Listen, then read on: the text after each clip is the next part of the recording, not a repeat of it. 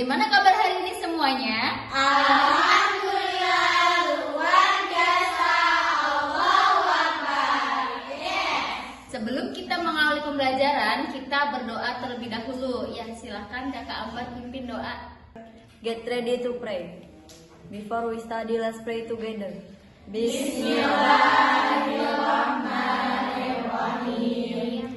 Raditu billahi rabban wa bil islami dina wa bi Muhammadin nabiyyan wa rasula. Rabbi zidni ilma warzuqni fahma. Allahumma ftah lana hikmataka wanshur alaina rahmatak min khazaini rahmatika ya arhamar rahimin. Baik, hari ini Bunda akan mengecek kehadiran terlebih dahulu ya, Kak.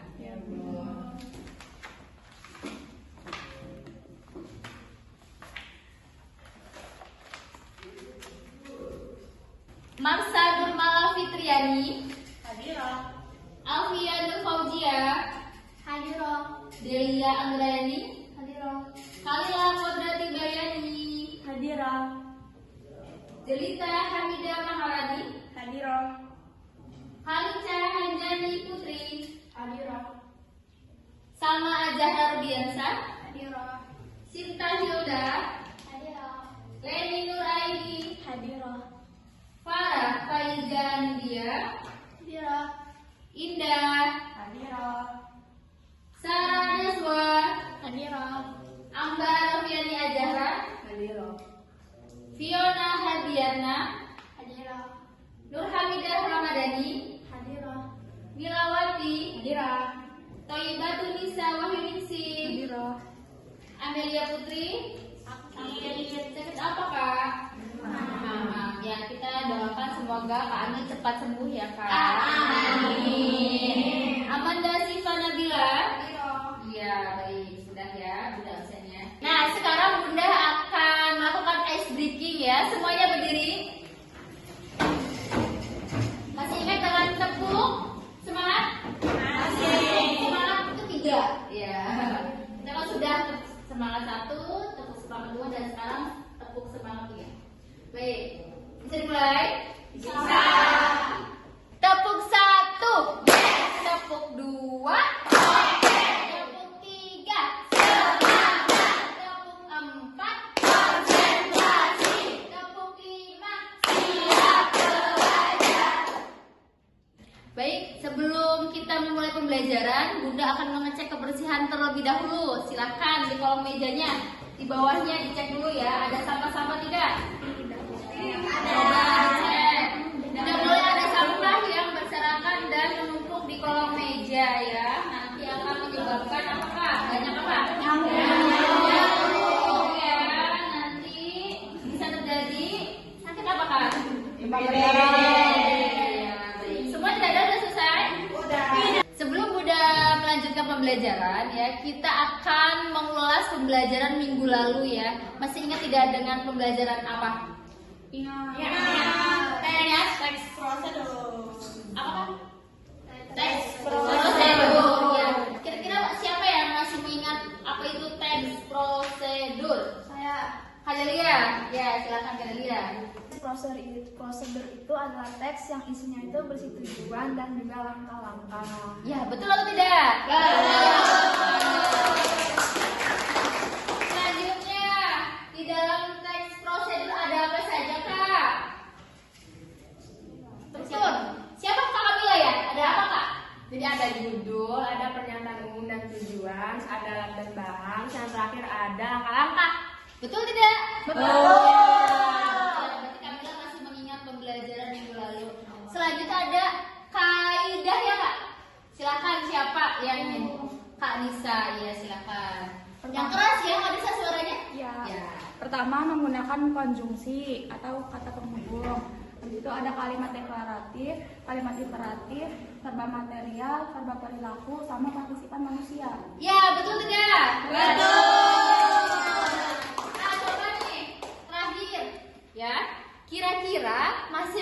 tidak contoh dari teks prosedur? Siapa yang masih mengingat? Aku. Iya. Contohnya membuat SIM, membuat KTP, membuat makanan. Ya, betul atau tidak? Selanjutnya, kita akan mengaitkan dengan kutipan ayat suci Al-Quran ya. Surat Al-Baqarah ayat 156 dan surat Al-A'raf ayat 54. Silahkan Kak Farah memimpin ya. Baca kalimat tauhid dan basmalah.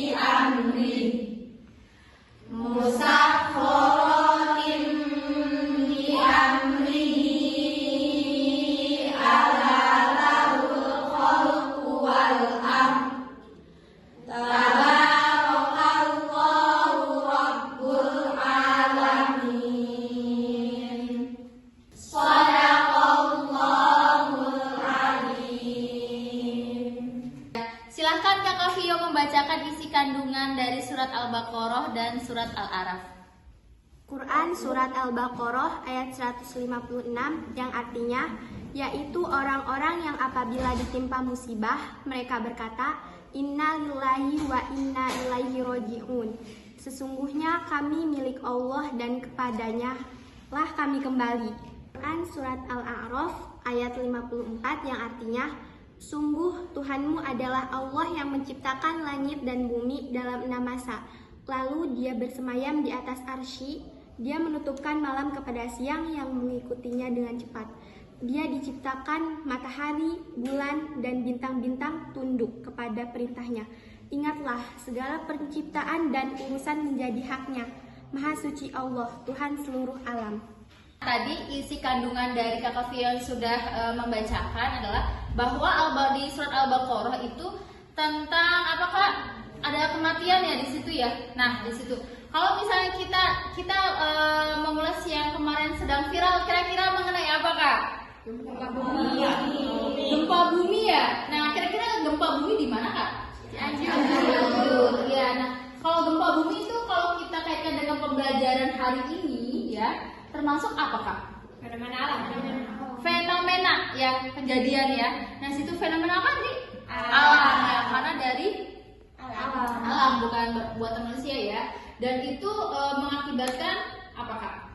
Kematiannya. Ada lagi enggak? Misalnya ada sebuah keributan ya, kemudian ada tawuran, nah, menyebabkan kematian juga ya. Nah, itu termasuk fenomena apa Kak? Sosial ya di situ. Nah, itu termasuk pembelajaran kali ini kita akan membahas tentang fenomena-fenomena ya seperti itu. Nanti kita akan Bunda akan mengulasnya lebih dalam lagi ya Kak. Selanjutnya surat Al-A'raf ya ayat 54 membahas tentang apa Kak? Bulan bintang yang tunduk kepada Allah ya. Itu ada sampai di langit ke yang tertinggi tidak boleh apa? Tidak boleh sombong karena bumi, langit, semuanya ciptaan Allah Subhanahu wa Ta'ala.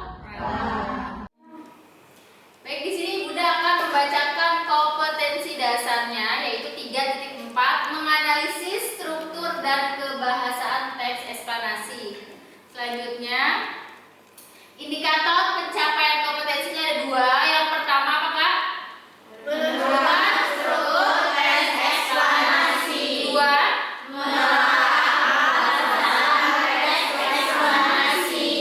Nanti Bunda akan jelaskan lebih lanjut ya Kak ya.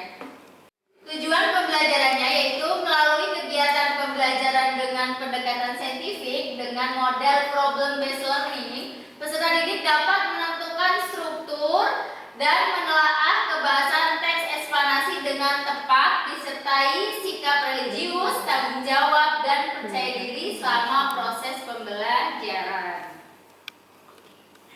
Nah, di sini Bunda akan menjelaskan ya mengenai apa sih struktur teks eksplanasi. Ya, kira-kira siapa yang bisa menyebutkan?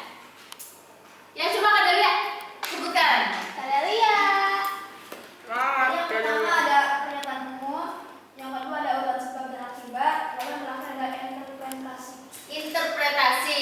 Ya, ada 3 ya, pernyataan umum, urutan sebab akibat dan interpretasi seperti itu. Nah, biasanya kalau pernyataan umum itu mengenai apa Kak? Identifikasi atau identifikasi atau gambaran umum mengenai proses terjadinya fenomena tersebut ya Kak. Itu. Selanjutnya urutan apa? Sebab akibat. Maksudnya bagaimana Kak? Kenapa bisa terjadi? Ya, rangkaiannya. Ya betul, rangkaian kejadiannya ada sebab dan akibat. Biasanya seperti itu penjelasannya. Terakhir ada interpretasi. Biasanya itu mengenai kesimpulan dari sebuah teks ya. Biasanya itu ada bisa menggunakan kesimpulan sendiri dan kata sendiri tapi berkaitan dengan teks tersebut. Paham untuk struktur? Paham. Selanjutnya ada kaidah kebahasaan teks eksplanasi. Yang pertama ada kalimat pasif menggunakan konjungsi kasual atau waktu, terdapat istilah ilmiah menggunakan kata kerja material dan rasional, dan terakhir bersifat informatif. Kalimat pasif masih ingat tidak? Masih ya? Masih. Ya, biasanya menggunakan imbuhan apa ya kalau kalimat pasif? Ter. Ya, betul itu. Selanjutnya ada menggunakan konjungsi kasual atau waktu dan waktu. Kasualitas ya. Itu kalau kasualitas mengenai apa Kak? Sebab akibat. Sebab akibat, ya betul. Terus waktu menunjukkan waktu biasanya dari kata apa Kak? Ketika, ya betul. Saat itu bisa. Dan kemudian ada terdapat istilah ilmiah ya. Ilmiah itu biasanya ada kata-kata yang sainsnya atau kayak atau bahasa yang terdapat dalam teks tersebut yang jarang gitu ya digunakan, biasanya seperti ada ilmiahnya ya. Kemudian ada menggunakan kata kerja material. Kalau material itu biasanya menggunakan imbuhan apa? Apa lagi? Ya betul. Itu karena kita itu melakukan tindakan fisik atau melakukan sesuatu ya kalau material. Kalau rasional apa? Contohnya, coba masih kan tidak? Kan pelajaran yang sudah merupakan ya biasanya itu contoh dari rasional. Terakhir bersifat informatif ya, karena sebuah teks eksplanasi memberikan sebuah informasi untuk siapa? Gimana Kak Selvi? Ya, penjelasan betul, sama saja informasi untuk yang membacanya seperti itu ya. Baik, mungkin itu kaidah dan strukturnya ya. Selanjutnya Bunda akan menayangkan sebuah video ya, video tentang di luar angkasa mengenai bintang terbesar yang meledak di angkasa. Penasaran? Jika dengan baik nanti Bunda akan memberikan pertanyaan dari video tersebut ya. Baik.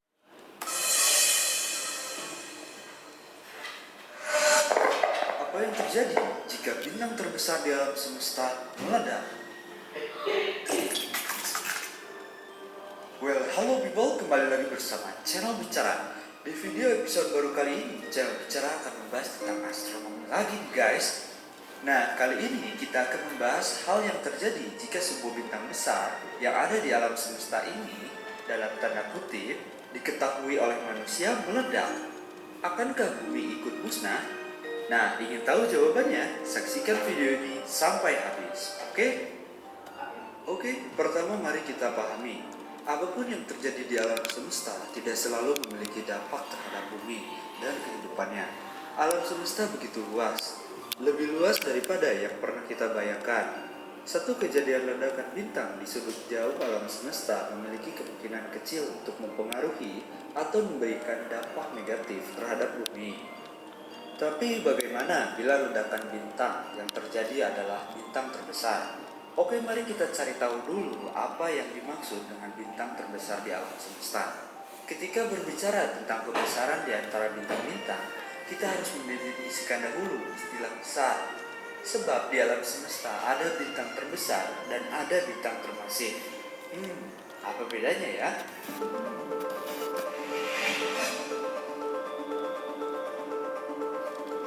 Bintang terbesar di alam semesta sudah pasti memiliki massa yang besar.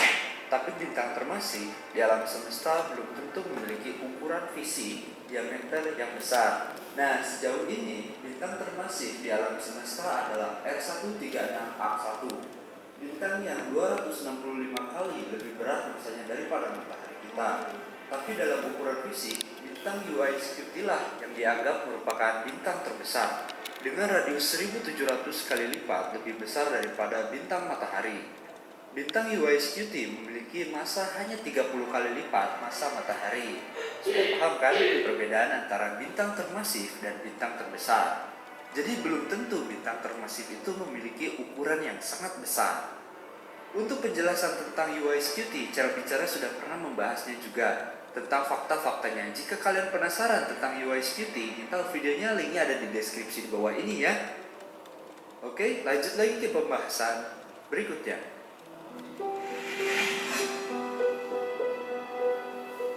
Karena termasuk merupakan bintang dengan massa yang besar, kedua bintang ini akan meledak dalam peristiwa supernova. Namun, mengingat jaraknya sangat jauh dari bumi, ledakan kedua bintang monster tersebut tidak akan pernah berpengaruh terhadap bumi. Karena rupanya ada sebuah jarak aman dari supernova, yakni 50 hingga 100 tahun cahaya jaraknya.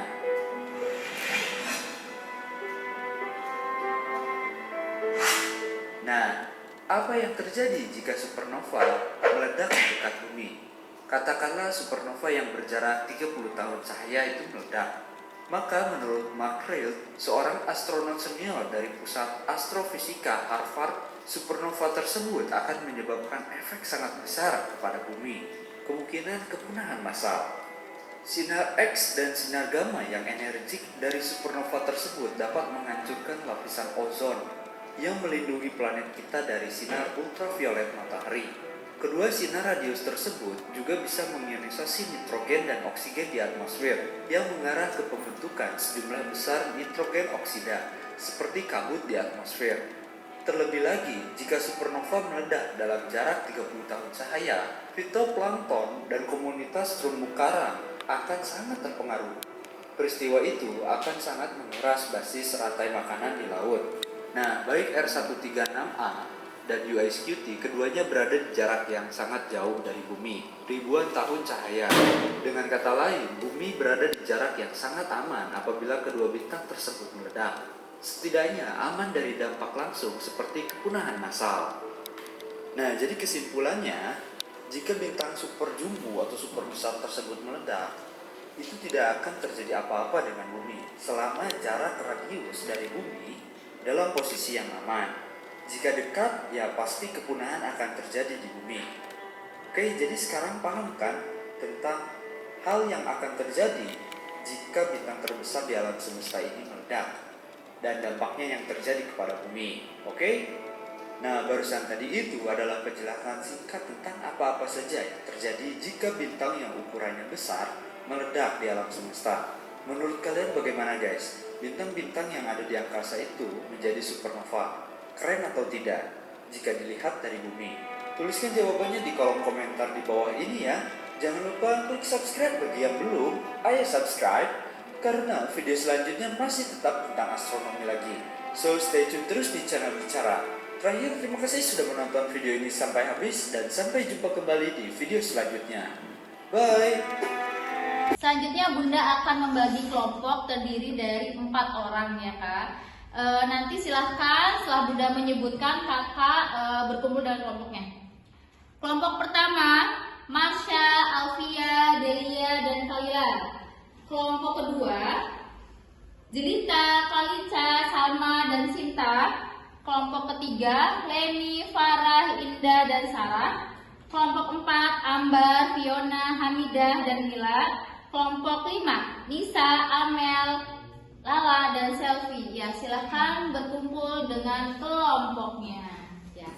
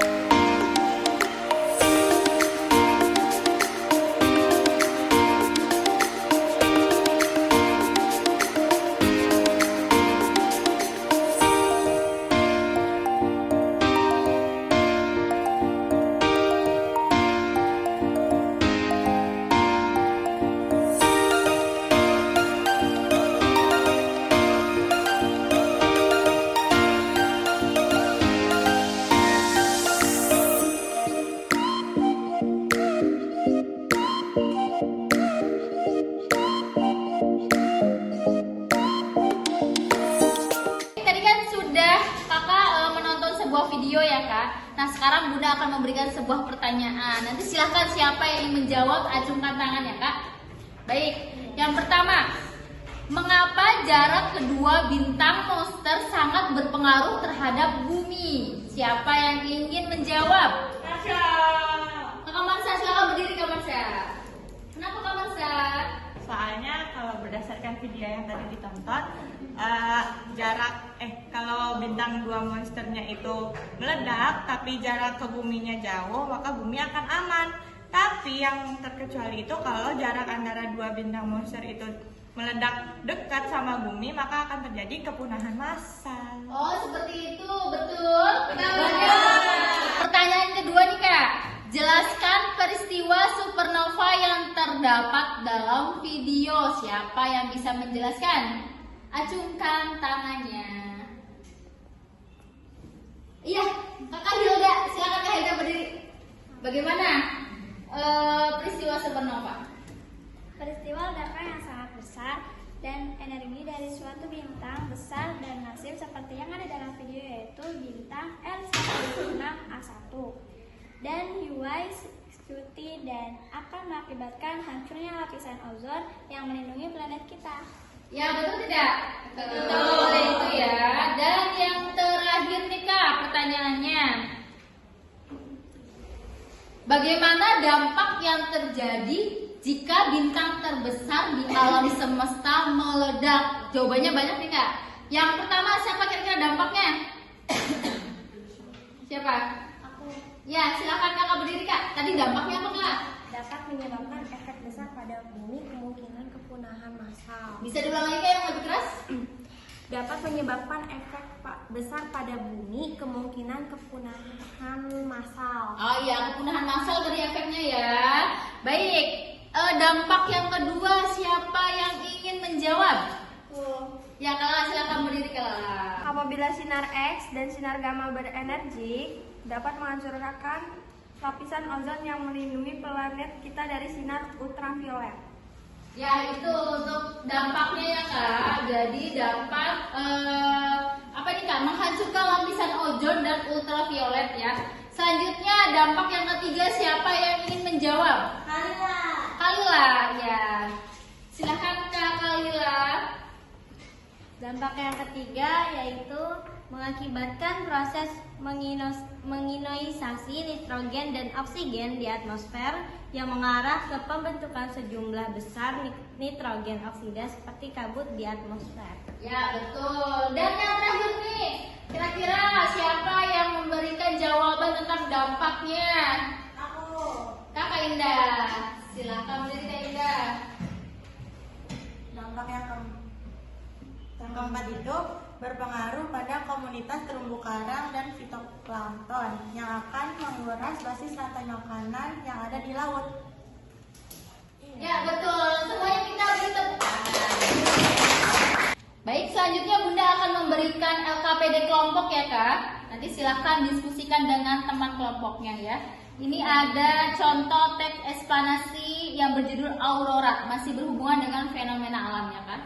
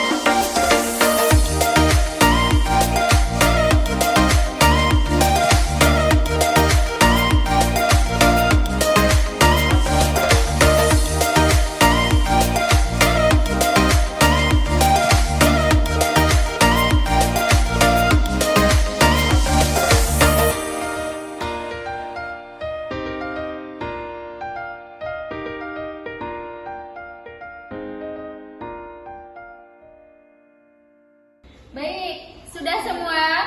Sudah. Sudah semua belum? Sudah. Baik, kalau sudah silakan kelompok 1 ke depan untuk mempresentasikan ya Kak.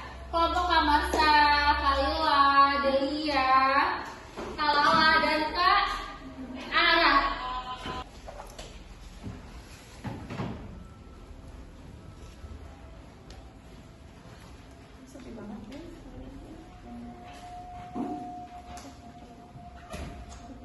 Assalamualaikum warahmatullahi wabarakatuh. Waalaikumsalam warahmatullahi wabarakatuh. Berdirinya kami di sini dari kelompok 1 akan menjelaskan menyampaikan hasil diskusi kami tentang tugas berkelompok. Untuk yang pertama ada identifikasi fenomena. Identifikasi fenomenanya yaitu aurora merupakan sebuah fenomena alam berupa pancaran cahaya yang menyala-nyala pada lapisan ionosfer yang berasal dari sebuah planet. Aurora muncul sebagai akibat dari adanya interaksi antara partikel bermuatan yang dipancarkan oleh angin surya, dalam hal ini matahari, dengan medan magnetik planet tersebut. Yang kedua ada rangkaian kejadian. Kemunculan aurora dimulai dari proses terjadinya angin matahari. Pertama-tama, sunspot terbentuk dan menciptakan medan magnet. Kemudian, karena kekuatannya tidak sanggup lagi menahan tekanan arus, maka dia akan jebol.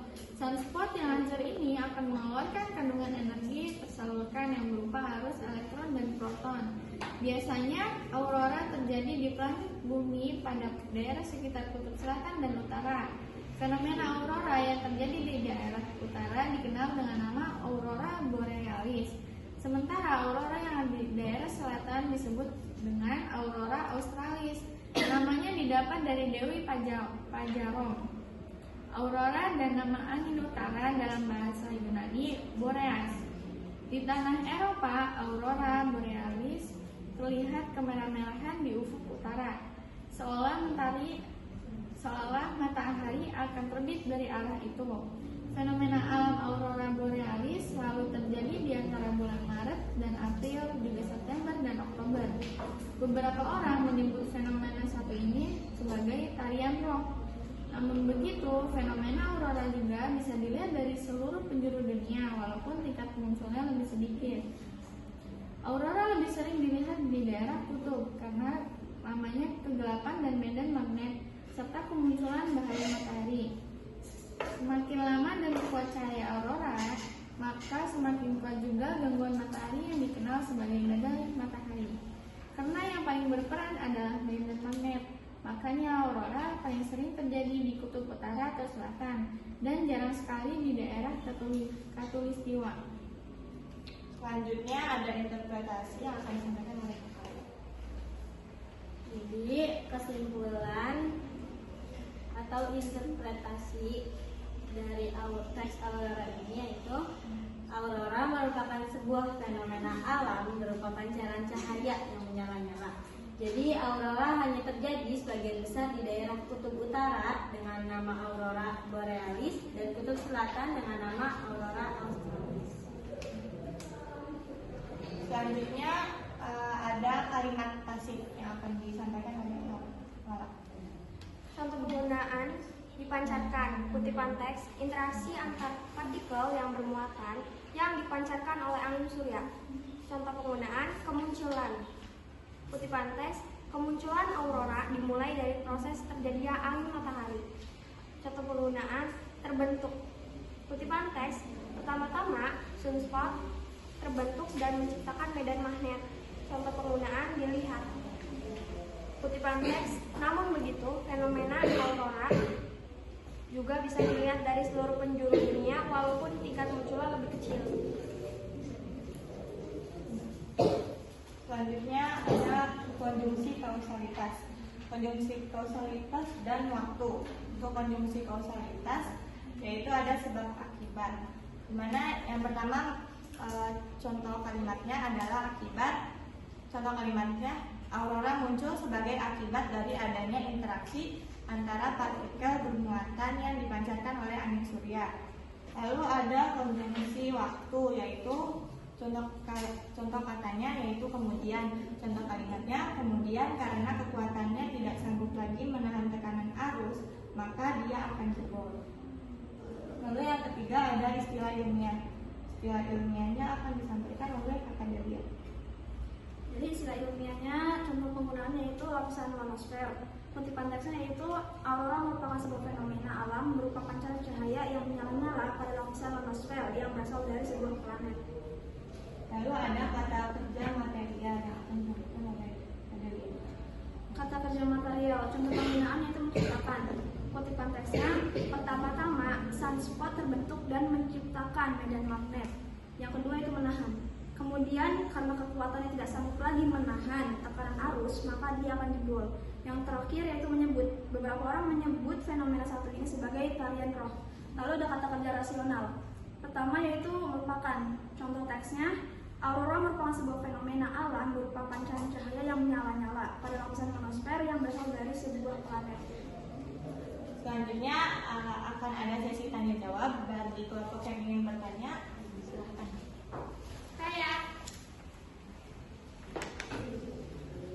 Saya ingin bertanya, biasanya pancaran aurora itu sering terjadi di daerah mana ya? Terima kasih. Terima kasih Farah atas pertanyaannya. Pertanyaan tersebut akan dijawab oleh Kakak. Pancaran cahaya yang menyala-nyala itu terjadi sebagian besar berada di daerah kutub utara dengan nama aurora borealis dan kutub selatan dengan nama aurora australis. Itu apakah cukup? Ada lagi yang mau bertanya? Nggak ada. Mungkin cukup sekian dari kelompok kami. Kurang lebihnya mohon dimaafkan. Wassalamualaikum warahmatullahi wabarakatuh. Waalaikumsalam warahmatullahi wabarakatuh. Selanjutnya kelompok 2, silakan untuk mempresentasikan ke depan. Ya, silakan Kakak Farah, Kakak Indah, Kakak Nisa dan Kakak Leni. Ya, kita tepuk tangan semuanya.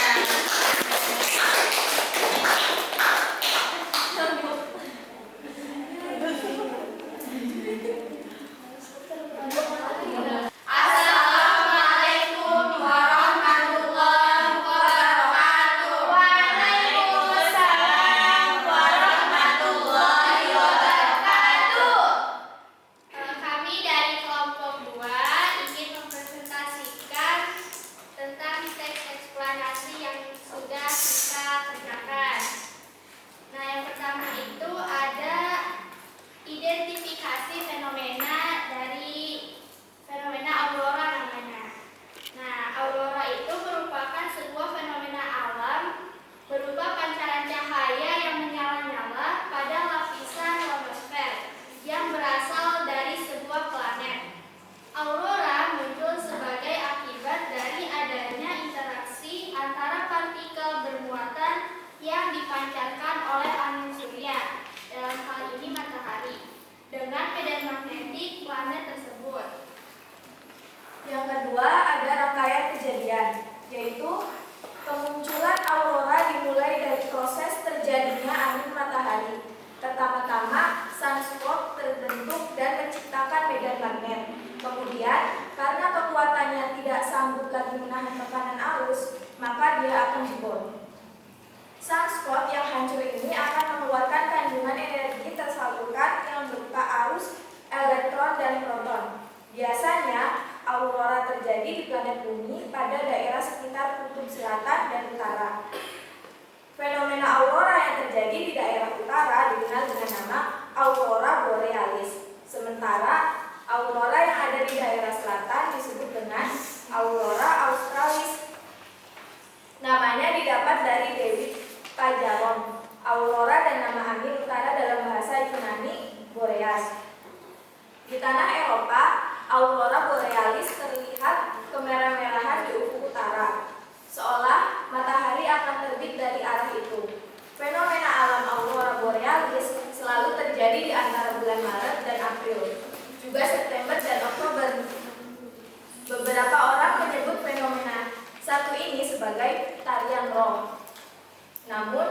Namun begitu, fenomena aurora juga bisa dilihat dari seluruh penjuru dunia, walaupun tingkat munculnya lebih kecil. Aurora lebih sering terlihat di daerah kutub karena lamanya kegelapan dan medan magnet, serta kemunculan bahaya matahari. Semakin lama dan kuat cahaya aurora, maka semakin kuat juga gangguan matahari yang dikenal sebagai badai matahari. Selanjutnya ada interpretasi atau kesimpulan. Aurora merupakan fenomena alam merupakan cara cahaya yang menyala-nyala pada lapisan ionosfer. Kemunculan aurora dimulai dari terjadinya api matahari, sunspot, terbentuk dengan menciptakan medan magnet. Tetapi sunspot tidak sanggup menahan tekanan arus, maka sunspot hancur dan mengeluarkan energi berupa elektron dan proton. Fenomena aurora dengan nama aurora borealis terjadi di daerah kutub utara. Sedangkan aurora australis terjadi di daerah selatan. Fenomena aurora borealis selalu terjadi di bulan Maret, April, September, dan Oktober. Aurora lebih sering terlihat di daerah kutub karena lamanya kegelapan dan medan magnet serta kemunculan bahaya matahari. Semakin lama dan kuat cahaya aurora, maka semakin kuat juga gangguan matahari yang disebut sebagai badai matahari.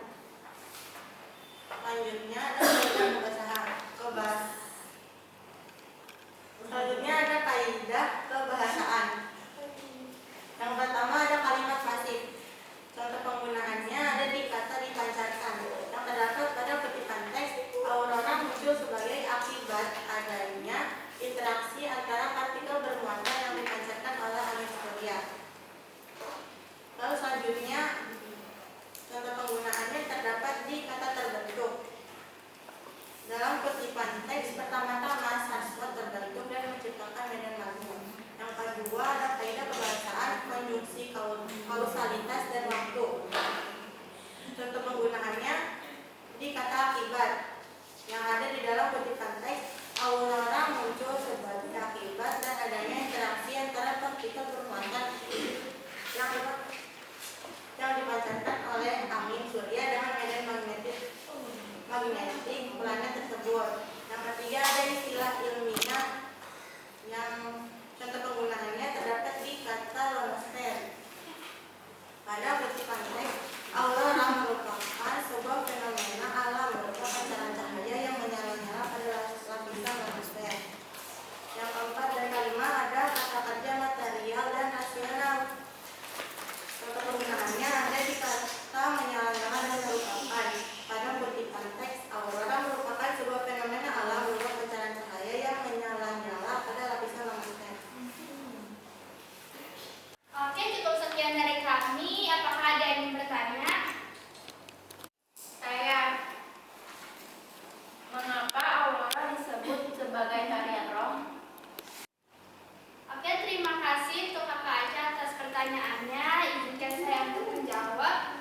Nah, penduduk Amerika Utara itu percaya bahwa aurora adalah wujud dari roh orang-orang yang sudah meninggal. Nah, ada juga yang percaya kalau aurora merupakan cahaya untuk memandu jiwa-jiwa orang yang sudah meninggal ke surga. Itu jawabannya. Oke, cukup sekian dari kelompok kami. Terima kasih. Wassalamualaikum warahmatullahi wabarakatuh. Selanjutnya kelompok 3, silakan untuk mempresentasikan ke depan Kakak Alfia, Kakak Fiona, Kakak Hamidah, dan Kakak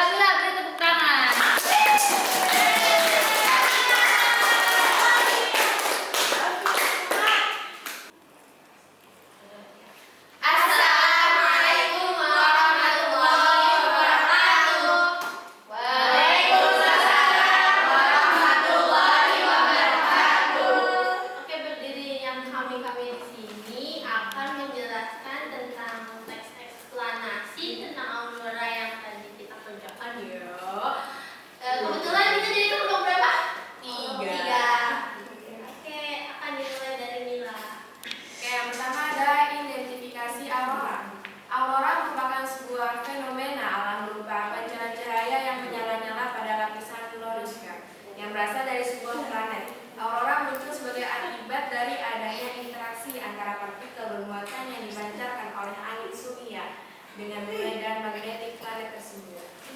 Yang kedua yaitu rangkaian kejadian. Kemunculan aurora dimulai dari proses terjadinya angin matahari. Pertama-tama, sunspot terbentuk dan menciptakan medan magnet. Kemudian, karena kekuatannya tidak sanggup lagi menahan tekanan arus, maka dia akan jebol. Sunspot yang hancur ini akan mengeluarkan kandungan energi tersalurkan yang berupa arus elektron dan proton. Biasanya, aurora terjadi di planet bumi pada daerah sekitar kutub selatan dan utara. Fenomena aurora yang terjadi di daerah utara dikenal dengan nama aurora borealis. Sementara aurora yang ada di daerah selatan disebut dengan aurora australis. Namanya didapat dari David Pajaron, aurora dan nama angin utara dalam bahasa Yunani, Boreas. Di tanah Eropa, aurora borealis terlihat kemerah-merahan di ufuk utara, seolah matahari akan terbit dari arah itu. Fenomena alam aurora borealis selalu terjadi di antara bulan Maret dan April, juga September dan Oktober. Beberapa orang menyebut fenomena satu ini sebagai tarian Rom. Namun begitu, fenomena aurora juga bisa dilihat dari seluruh penjuru dunia walaupun tingkat munculnya lebih kecil. Aurora lebih sering terlihat di daerah kutub karena lamanya kegelapan dan medan magnet serta kemunculan cahaya matahari. Semakin lama dan kuat cahaya aurora, maka semakin kuat juga gangguan matahari yang dikenal sebagai badai matahari. Kesimpulannya adalah bagi kita yang hidup di daerah garis khatulistiwa, rasanya sulit untuk melihat fenomena alam aurora secara langsung. Walau begitu, bukan berarti kita tidak bisa melihatnya sama sekali. Oke, selanjutnya saya akan menjelaskan tentang kaidah kebahasaannya. Yang pertama ada kalimat pasif. Di sini kalimat pasifnya ada kata dilihat, terus dipancarkan. Yang kedua ada konjungsi kausalitas dan konjungsi waktu. Kalau kata konjungsi kausalitasnya ada akibat. Kemudian konjungsi waktunya ada kemudian juga. Selanjutnya ada istilah ilmiahnya. Istilah ilmiahnya ada elektron dan ada proton, ada ionosfer juga tadi. Yang terakhir ada kata kerja material dan kata kerja rasional. Kalau kata kerja rasionalnya ada merupakan dan kata kerja materialnya ada menyala-nyala. Oke, ada pertanyaan?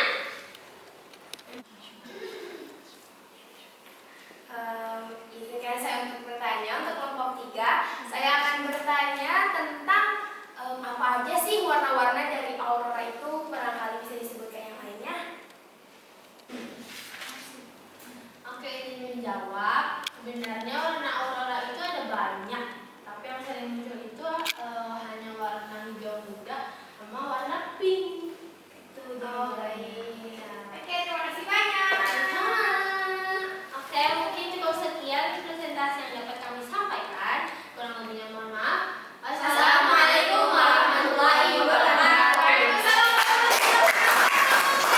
Baik, semuanya kan tadi sudah perwakilan kelompok untuk maju mempresentasikan hasilnya ya Kak. Nah sekarang Bunda akan membagikan LKPD individunya. Sekarang teks eksplanasinya itu proses terjadinya pelangi. Wow. Siapa yang hasilnya secara pelangi? Bunda akan membagikan semuanya ya Kak ya. Bunda akan beri waktu untuk mengerjakan.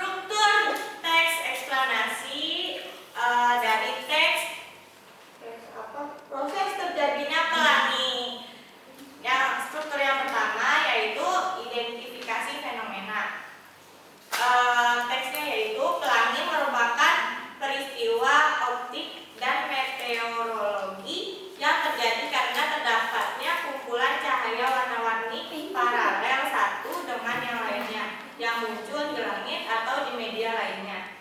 Di langit, pelangi terlihat seperti busur cahaya yang mengarah ke cakrawala ketika hujan ringan. Selain itu, pelangi juga bisa dilihat di sekeliling air terjun. Untuk bagian teks yang kedua yaitu rangkaian kejadian, dan teksnya adalah terdapat 4 siklus yang dapat membentuk pelangi. Pertama, pembiasan sinar matahari. Pelangi terbentuk karena terdapat pembiasan sinar cahaya matahari yang dibelokkan ketika sedang menuju satu medium ke medium lainnya oleh tetesan air yang terdapat pada atmosfer. Kedua, sinar matahari melewati tetesan air.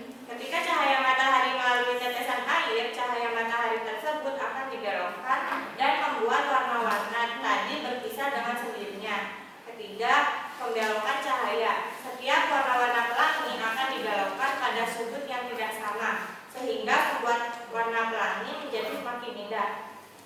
Keempat, terbentuklah warna pelangi. Warna yang dibelokkan pertama kali adalah warna ungu, sedangkan untuk warna terakhir yang dibelokkan adalah warna merah.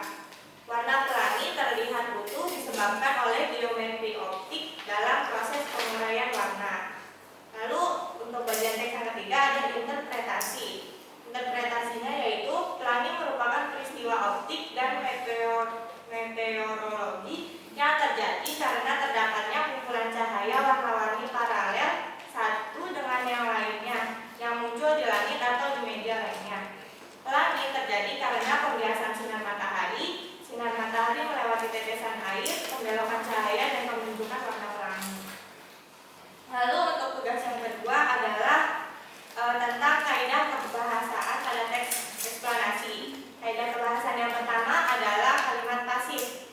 Kalimat pasifnya ada contoh penggunaannya yaitu terlihat.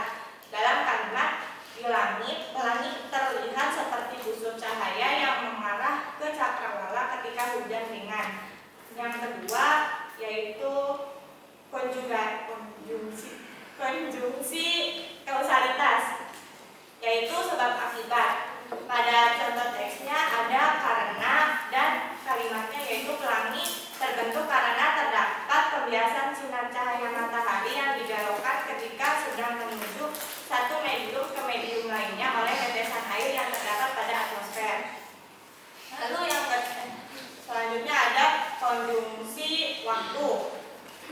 Pada contoh penggunaannya ada ketika dan contoh teksnya pelangi cuma bisa kita jumpai ketika hujan berbarengan dengan matahari bersinar, namun dari sisi yang berlawanan dengan kita. Lalu untuk kaidah kebahasaan yang keempat yaitu ada kata kerja. Yang ketiga yaitu ada istilah ilmiah. Pada teks kali ini ada geometri optik yang terdapat pada kalimat warna pelangi terlihat utuh disebabkan oleh geometri optik dalam proses penguraian warna.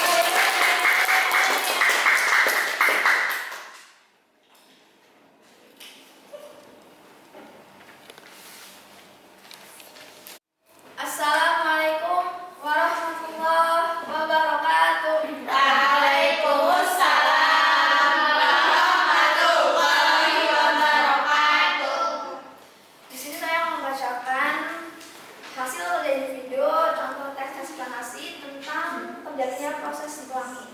Jadi yang pertama ada struktur teks, yaitu identifikasi fenomena. Yang pertama itu ada pelangi merupakan peristiwa optik dan meteorologi yang terjadi karena terdapatnya kumpulan cahaya wartawan paralel satu dengan yang lainnya yang muncul di langit atau di media lainnya. Di langit, pelangi terlihat seperti busur cahaya yang menarik ke cakrawala ketika hujan ringan. Selain itu, pelangi juga bisa dilihat di sekeliling air terjun. Yang kedua ada rangkaian kejadian, yaitu terdapat 4 siklus yang dapat membentuk pelangi. Pertama, pembiasaan sinar matahari.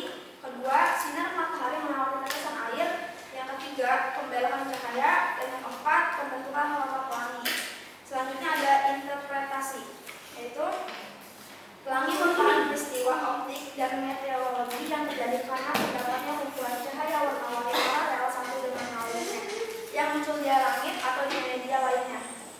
Setiap warna-warna pelangi akan dibelokkan pada sudut yang tidak sama, sehingga membuat warna pelangi terjadi semakin indah. Selanjutnya ada kaidah kebahasaan. Yang pertama ada kaidah pasif. Contohnya disebabkan kutipan teksnya yaitu warna pelangi terlihat utuh disebabkan oleh geometri optik dalam proses pengeluaran warna. Lalu yang kedua ada konjungsi kausalitas, yaitu karena.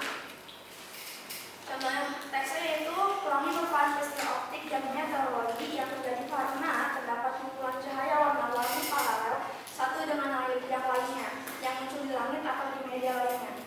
Lalu ada konjungsi waktu, yaitu ketika. Kutipan teksnya, ketika cahaya matahari melalui tetesan air, cahaya matahari tersebut akan dibelokkan dan membuat warna-warni pagi